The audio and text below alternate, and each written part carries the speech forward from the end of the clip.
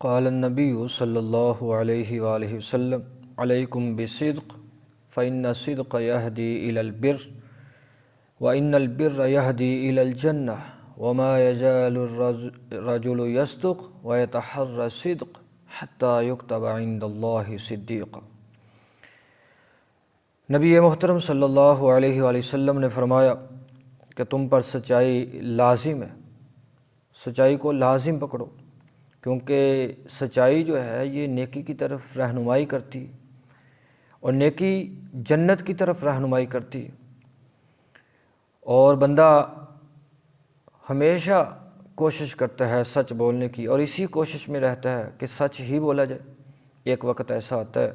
حتیٰ یکتب عند اللہ صدیقا کہ اللہ رب العالمین اسے اپنے ہاں صدیق لکھ دیتے ہیں، سچا لکھ دیتے ہیں کہ یہ میرا بندہ سچا ہے۔ اللہ اکبر، کمال عظمت ہے سچ بولنے والوں کی کہ اللہ رب العالمین جس بندے کو اپنے ہاں صدیق لکھ دے، سچا لکھ دے کہ یہ میرا بندہ سچا ہے۔ اللہ رب العالمین نے یہ صفات انبیاء علیہم السلام کی بیان کی۔ وَاذْكُرْ فِي الْكِتَابِ ابراہیم إِنَّهُ كَانَ صِدِّيقًا نَبِيًّا۔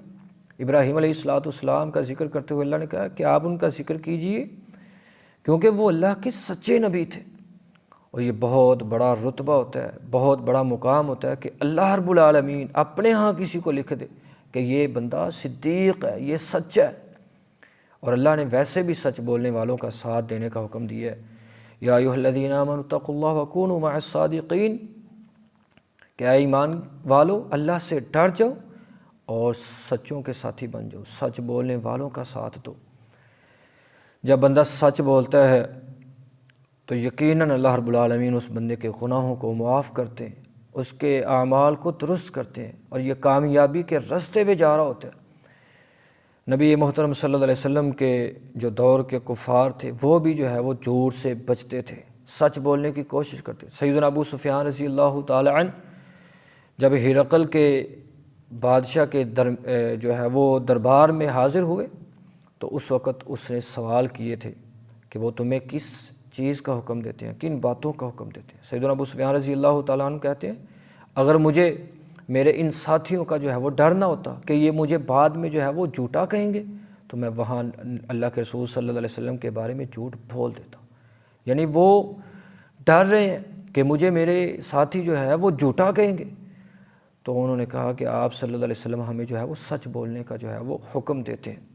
سچ بولنے کا جو ہے وہ حکم دیتے ہیں، صلہ رحمی کرنے کا جو ہے وہ حکم دیتے ہیں۔ سیدنا ابی بن کعب رضی اللہ تعالیٰ عنہ کا ایک لمبا واقعہ صحیح بخاری کے اندر آتا ہے۔ یہ جو قرآن کی آیت میں نے پڑھی، یا ایھا الذین آمنوا اتقوا اللہ وکونوا مع الصادقین، اے ایمان والو تم سچ بولنے والوں کے جو ہے وہ ساتھ ہو جاؤ۔ تو تین جو ہے وہ صحابہ جب غزوہ تبوک سے پیچھے رہے، سیدنا ابی کہتے ہیں رضی اللہ تعالیٰ عنہ میں بھی ان کے ساتھ تھا۔ بہرکیف لمبا واقعہ، کہتے ہیں کہ اللہ رب العالمین نے یہ جو آیت نازل کی ہے یہ میرے بارے میں نازل ہوئی تھی، یہ ہمارے بارے میں جو ہے وہ نازل ہوئی تھی کہ میں نے سچ کہا تھا اللہ کے رسول صلی اللہ علیہ وسلم سے، اور سچ بولنے کی وجہ سے اللہ نے قرآن جو ہے وہ نازل کر دیا میرے بارے میں۔ کہتے ہیں جس صحابی نے مجھے آ کر کے سب سے پہلے میری برات کی خبر پہنچائی تھی کہ اللہ نے جو ہے وہ تمہارے بارے میں جو ہے وہ قرآن نازل کیا ہے، تمہاری جو ہے وہ توبہ کو قبول کر لیا ہے، تو کہتے ہیں مجھے اتنی خوشی ہوئی تھی کہ میں نے میرے پاس جو قیمتی جو ہے وہ اس وقت کپڑا تھا، چادر تھی، میں نے اس کو جو ہے وہ تحفتاً جو ہے وہ عطا کر دی، دے دی۔ تو کہا کرتے تھے جو اللہ نے مجھے معاف کیا، میری توبہ کو قبول کیا ہے، یہ صرف سچ بولنے کی وجہ سے کیا۔ عموماً ہم گھروں میں اپنے چھوٹے چھوٹے بچوں کو جو ہے وہ خود جھوٹ بولنا جو ہے وہ سکھلا رہے ہوتے ہیں، خود جھوٹ جو ہے وہ سکھلا رہے ہوتے ہیں۔ بچے کے سامنے اس طرح کی باتیں کرنا، بیٹا سو جائیں جو ہے وہ دیکھیں وہ کیٹو آ جائے گی، وہ ڈوگی آ گیا،